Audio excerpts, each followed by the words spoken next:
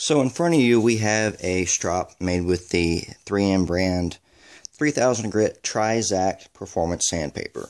If you keep up with J Davis 882's channel, he recently did a video where he sort of showed this stuff off. He had been doing some car work and found out that it worked great as a strop for, honing an edge. So me being the type of person that is always looking for something new to, sharpen blades with, and really trying to push the limits of how sharp I can get an edge, which has really become sort of an obsession, I went out and picked some up. First of all, it was pretty hard to find. The only place I could find it was an auto parts store, and it's expensive. For a little 3-inch by 9-inch sheet, it was $8, which it's ridiculous. I mean, it's fancy sandpaper, but that's a little steep as far as cost goes. And for the price, I guess it might work well for polishing headlights or something like that, but for a strop, I'm not impressed at all. There are several problems with this. So, first of all, you can see it's a kind of funky looking sandpaper with pores in it, and it has a foam backing. If we can focus. See, it compresses. That's one of my biggest issues with this.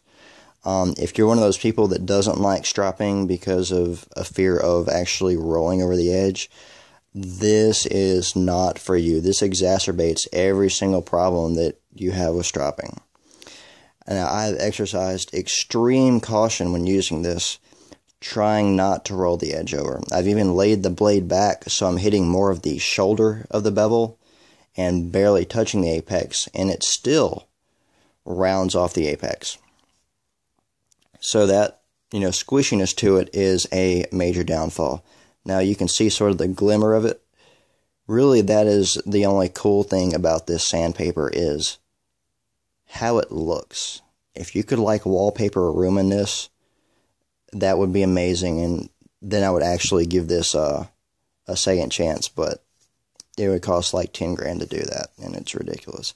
So, let's have a closer look at this stuff. Now, you can see the pores, but you can also see the texture is kind of rough and bumpy.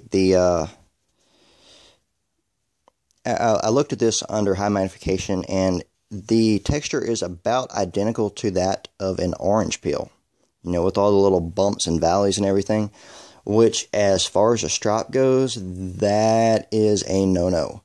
If you're making a strop, you want something that is perfectly flat. You also want something that is not going to give and compress like this does. Now, the abrasive used in this is, of course, aluminum oxide, and if you're familiar with the Trizact line of abrasives from 3M. It's a very unique pattern.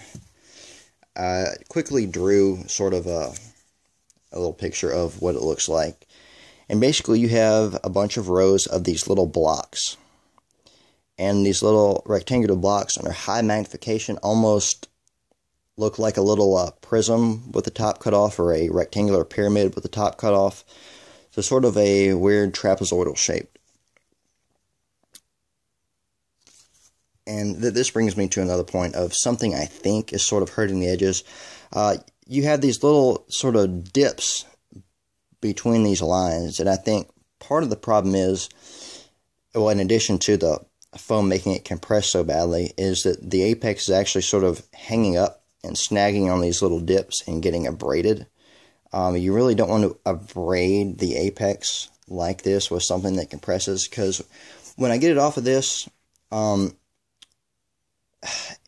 wouldn't say it's a extremely rough edge, but the edge feels sort of dirty and unfinished.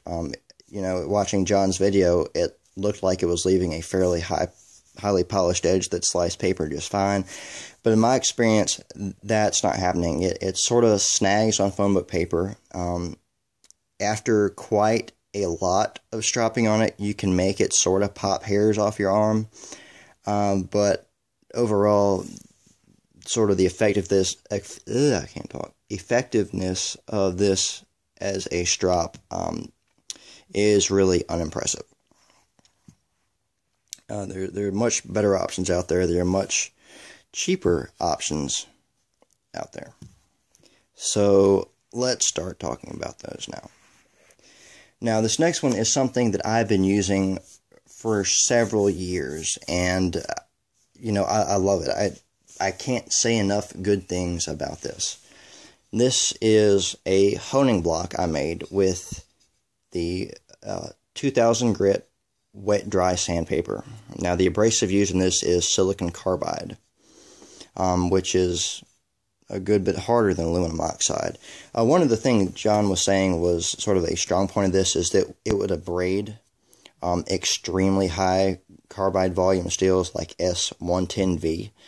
And really that's not that impressive. It is aluminum oxide. It is going to be harder than the steel, maybe not harder than the vanadium carbides, which are on the order of like 80 to 85 HRC. But it's definitely harder than the actual steel itself. Well, in my experience, silicon carbide, you can actually sharpen ceramic knife blades on. Aluminum oxide, you can't. So, ceramic knife blades are typically zirconia oxide. So it's going to be between these two as far as hardness goes. This will not abrade it, but the silicon carbide will abrade it and leaves you an alright edge. I mean, at least you don't have to worry about chipping with this stuff. And that's sort of one of the reasons why I love this is, as far as abrasives go, the shape of the abrasive itself many times matters more than what the actual type of abrasive is. And I can say from experience that the abrasive used in this is very sharp. It definitely catches and removes metal quite efficiently. And especially for 2000 grit, it definitely does its job. When you're sharpening a blade, typically the sharper the abrasive, the quicker it's going to remove metal, the cleaner an edge it's going to give you, and the more durable the edge is going to be because you're not having to use as much force to abrade the edge. And that's sort of one of the strong suits of this. Now, I've been using this here for probably 3 years. It's sort of glazed over by now. It's definitely broken in. But these days, 95% of the time, this is the final step I will use before I hit a strop. And that is because coming straight off of this, my edges will be whittling hair 100% of the time. And the strop just takes that to the next level. Now on the other side, this is a fresher piece of the 2000 grit sandpaper. And this is aggressive enough to remove like tiny chips or microscopic imperfections in the edge. It takes a little bit of time, but it does it quite well, and it leaves you with a phenomenal edge afterwards. One of the good things about this is you don't have to worry about forming a burr or, really burnishing the edge. Really, since this is a piece of hardwood, you don't have to worry about any major give in the sandpaper and rolling over your edge. So this is something I highly recommend because it is a very cheap way to produce phenomenal edges that actually are more stable than edges you typically get coming off of just a stone. So, and one of the major pluses about this is it's very, very cheap. I think I paid $3 for a pack of 5 sheets of this sandpaper. So it's much, much cheaper than the Trizact, and it works much better. Also, right here, I have a strop I recently made with, it's basically a piece of poster board. And right here we have the 5 micron diamond paste, and over here we have the 3.5 micron diamond paste from Wicked Edge. If you're one of those people that doesn't like stropping because you think it is prone to sort of rolling over the edge, this is an option for you. Because it's a very stiff, hard piece of poster board, this really sort of precludes any sort of tendency for this drop to round over the edge. It's very hard, and there is next to no give in it. So you get all the benefits of stropping without sort of the detrimental aspect of rolling over your edge. Now, I will say this is kind of funny, but this will actually bring an edge back faster than the Trizact Sandpaper Strop.